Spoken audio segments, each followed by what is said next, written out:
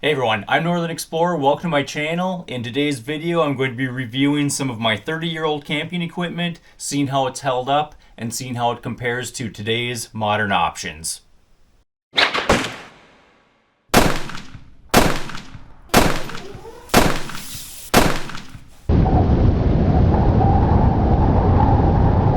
When I first got into camping, my gear consisted of hand-me-downs that dated back to the 1970s.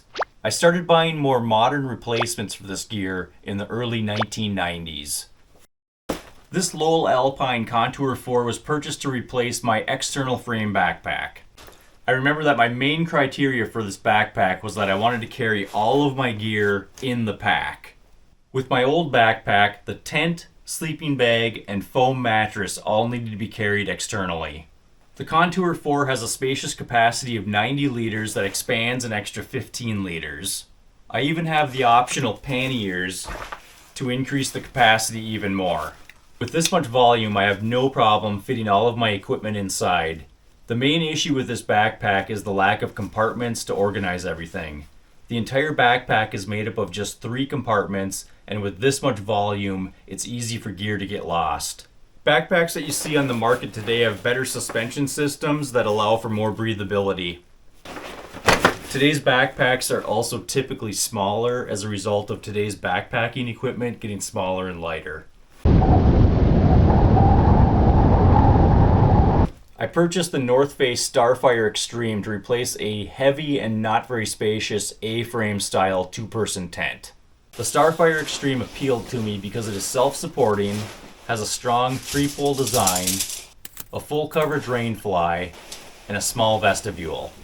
I even purchased the optional footprint to help protect the bottom of the tent. This tent was marketed by North Face as a 3-season tent. I think this was done because they had higher priced mountaineering tents that they marketed as 4-season tents. By today's standard, I think this would be considered a double-walled 4-season tent.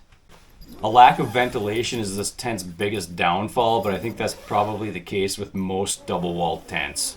It's also a bit heavy by today's standards, but since it's a 2-person tent, the weight can be split up with one person carrying the tent body and footprint, and the other person carrying the rain fly, poles, and tent stakes. I'll continue to use this tent for winter camping and summer backpacking trips with my wife. I did recently purchase a smaller and lighter 1-person tent for solo summer trips. I'll give this a review in a future video. I purchased an MSR Whisper Lite to replace my Primus brand Grasshopper camping stove.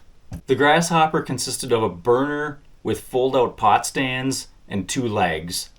The fuel bottle acted as the 3rd leg. The stove was available in butane or propane. The one that I had was fueled by propane, which was held in one of these long, slender tanks.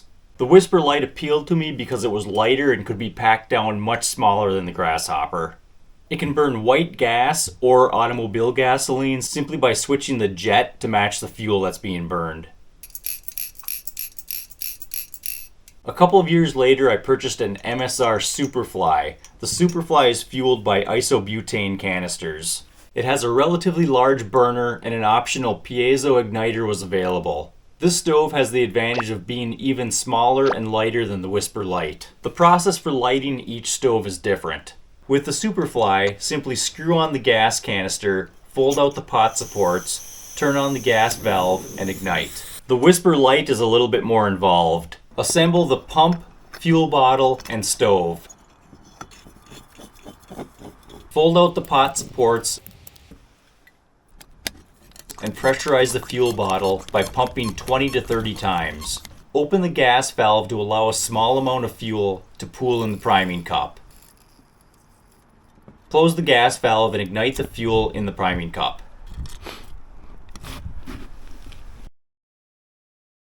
When this flame starts to die down, open the gas valve a half of a turn and wait for a blue flame to appear on the burner.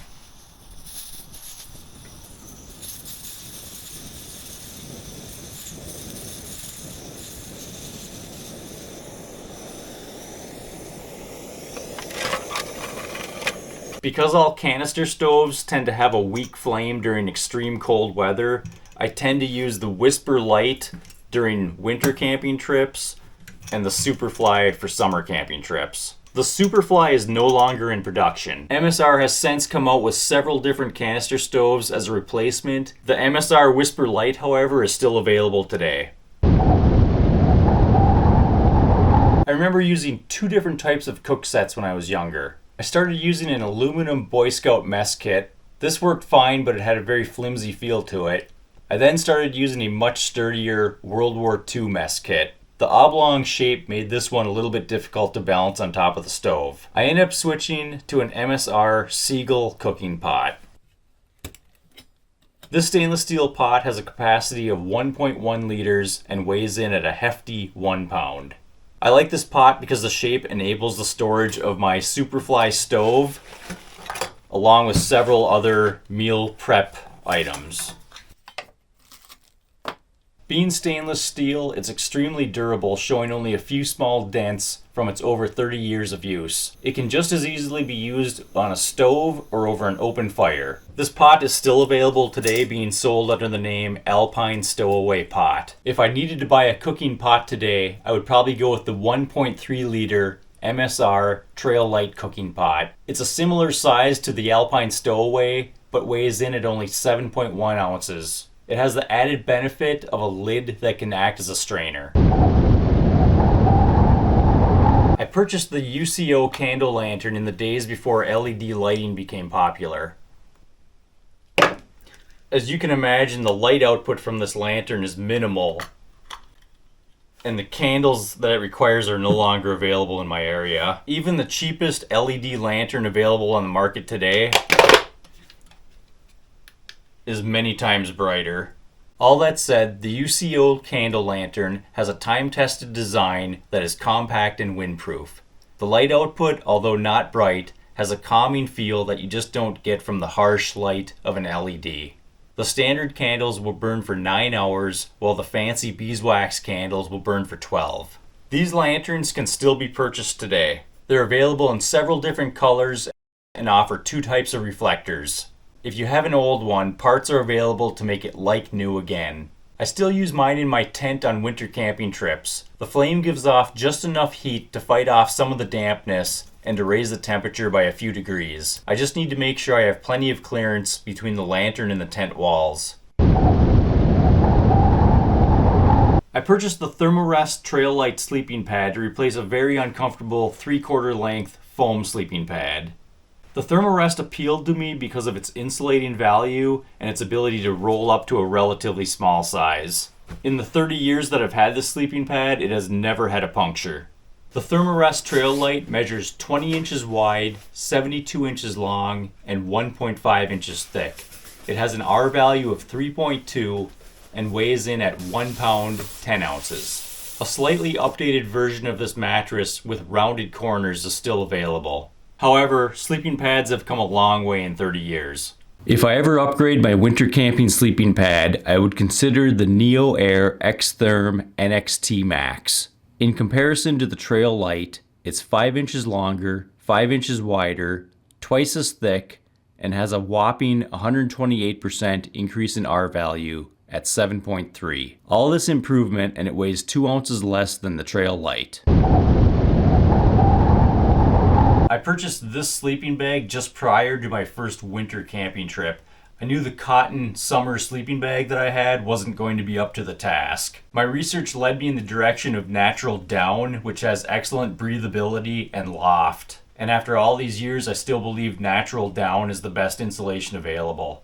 Being a Gander mountain product, this bag was several $100s less expensive than some of the other brands that I looked at. I believe I received excellent value for what I paid. This bag came with a nylon stuff sack to be used when camping. It also came with a much larger cotton storage sack to help maintain the loft characteristics after long-term storage. I've always stored this sleeping bag in here, and after 30 years, it has just as much loft as the day that I bought it. This sleeping bag, along with my Therm-a-Rest sleeping pad, has kept me warm on 3 occasions at negative 20 degrees Fahrenheit. I'm confident it would do the job at its rated negative 30 degree rating.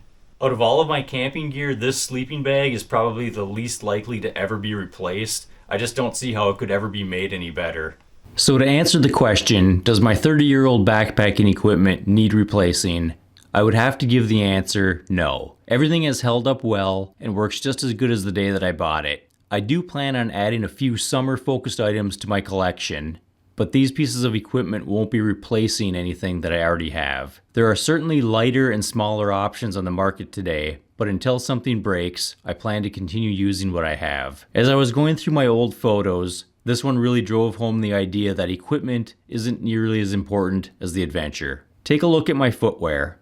I hiked for 5 days on Isle Royale wearing Kmart tennis shoes. Although my feet probably couldn't handle that now, I never gave it a second thought at the time. If you're thinking about getting into camping, most any secondhand equipment will work good enough to get you started. And as you upgrade to newer, modern equipment, you'll appreciate it that much more. That's it for this one. Like and subscribe, and I'll catch you next time.